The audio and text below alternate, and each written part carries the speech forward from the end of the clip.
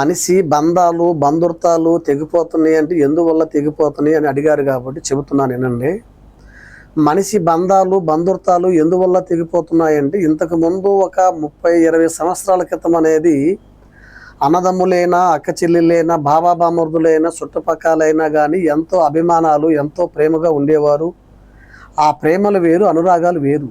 ఇప్పుడు డబ్బు అనేది ఎప్పుడైతే పెరిగిపోయిందో బంధాలు లేవు, బంధుత్వాలు లేవు, అవన్నీ మారిపోయినాయి. ఎవరైనా ఇప్పుడు డబ్బుని ప్రేమిస్తున్నారు.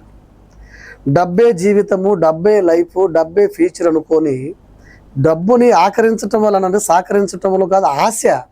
దీనివలన ఏం జరుగుతుందంటే బంధాలు పోయినాయి, బంధుత్వాలు పోయినాయి, స్నేహాలు పోయినాయి, ఫ్రెండ్షిప్లు పోయినాయి.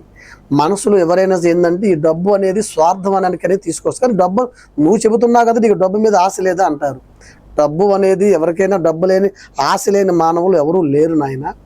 కాకపోతే అనేది ఈ ఒక్క ధనము పైసల వలన అనేది బంధాలు పోతున్నాయి. బంధాలు పెంచుకోండి, బంధాలు తెంచుకోబోకండి. డబ్బు ఇవాళ ఉంటుంది రేపు పోతుంది. డబ్బు ముఖ్యము కాదు. బంధాలు పెంచుకొని మీరందరూ హ్యాపీగా ఉండాలని నేను కోరుకుంటున్నాను.